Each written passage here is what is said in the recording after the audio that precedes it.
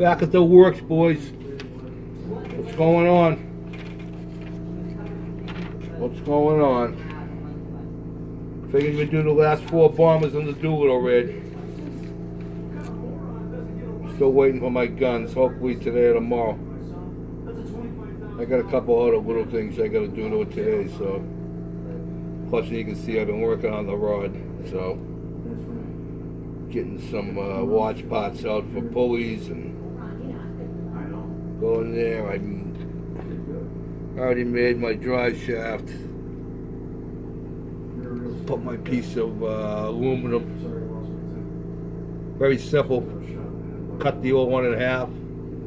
Measure it before you cut it. Cut a piece of aluminum that long. Shove them back in. Yeah, it's a little bit bigger, but I like the look of it. You know, yeah, everybody's seen beefed up drive shafts, so you got a lot of horsepower and torque. You need a bigger drive shaft, so that's my theory. Whatever. And pulley on that's the alternator. Pulley's a little bit big, but I don't care. I like the look of the pulley. So now I gotta put it in there to make sure it'll fit. But anyway, let's go on with them last 4 bombers. Here we go. Bomber number 13. The numbers are 40-2247. The Avenger is painted on the side. 37th Squadron, 17th Bomber Group. Piloted by Lieutenant E.E. McElroy. His co-pilot is Lieutenant R.A. Knobloch. The navigator is Lieutenant C.J. Campbell. Bombardier Sergeant R.C. Bourgeois. And the engineer gunner is Sergeant A.R. Williams. This bomber bombs Yokohama Naval Base. Yokosuka Naval Base, where it sinks a ship and severely damages another. Because as they're leaving, they can see that the ship rolls over on its side. And that's all while being attacked by heavy anti-aircraft fire. All of them bail out over China. They make it to China. They all bail out. One injury on bailout, or one of them wrenches a knee. But they all stay. All these guys that bail out on this mission stay and fly the hump during the war. Anybody knows what that is? That was flying supplies and stuff for the Allies over the Himalayas. It was called flying the hump. Pappy's father did that. And all 5 of them survived the war, by the way. Bomber 14. 40-2297. They're out of the 89th Squadron, 17th Bomber Group. The pilot is Major J.A. Hilger. The co-pilot is Lieutenant J.A. Sims. The navigator bombardier is Lieutenant J.H. Mesha Jr.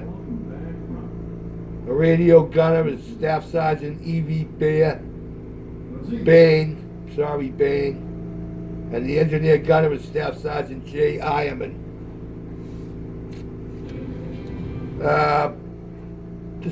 This bomber spots a Jap recon plane on the way out, but they're never seen. The recon plane never sees them.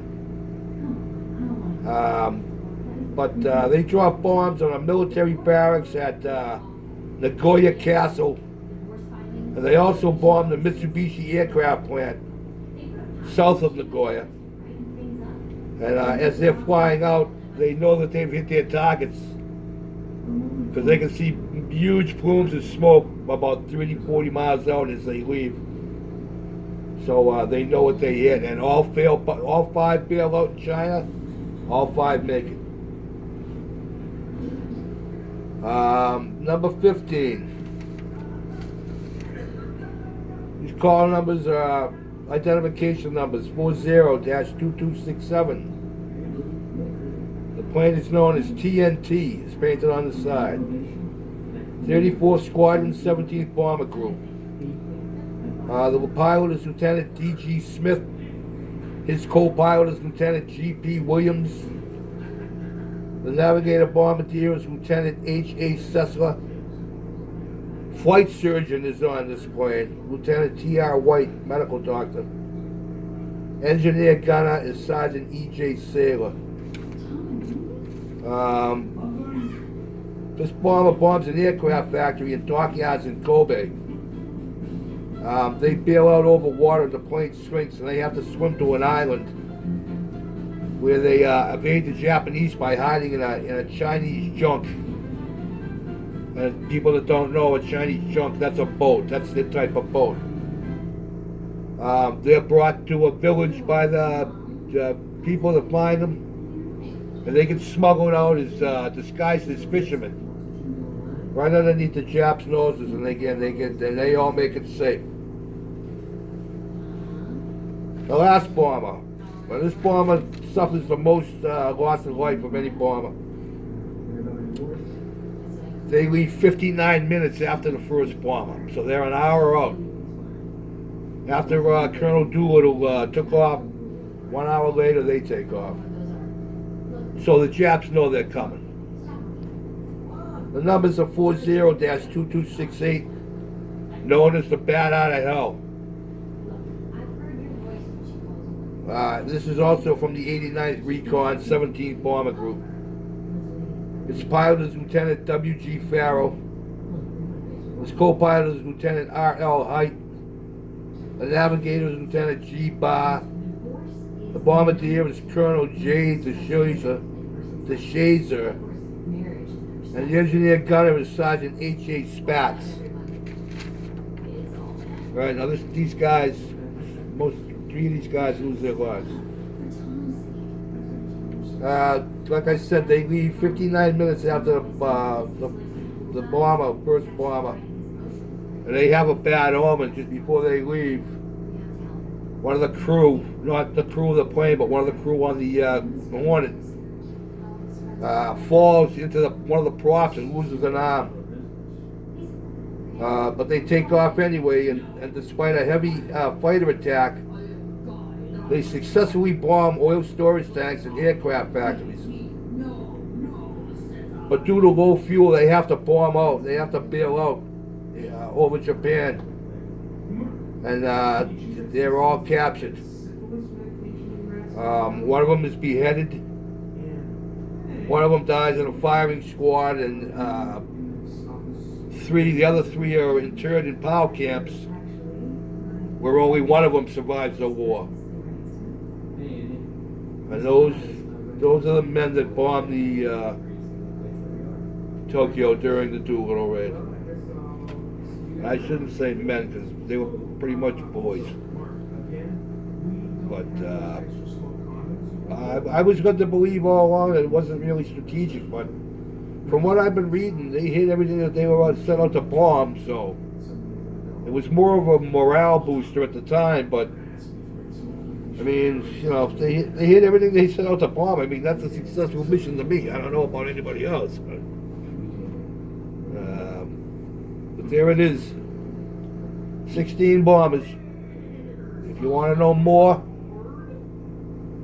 like I said, you go look it up. That website that I had there with the pilot of the 10th bomber, his son set it up. So DoolittleRaiders.com, I think it is. You want to know more about what them guys did and more about the planes and stuff like that, go check it out. But that's what I got. Like I said, I'm waiting for my guns. Hopefully they'll be here today. I'll do a little more work on this and see if we can get some engine work done. So, all right, 10 seconds, boys. You know what I'm going to say. Peace out.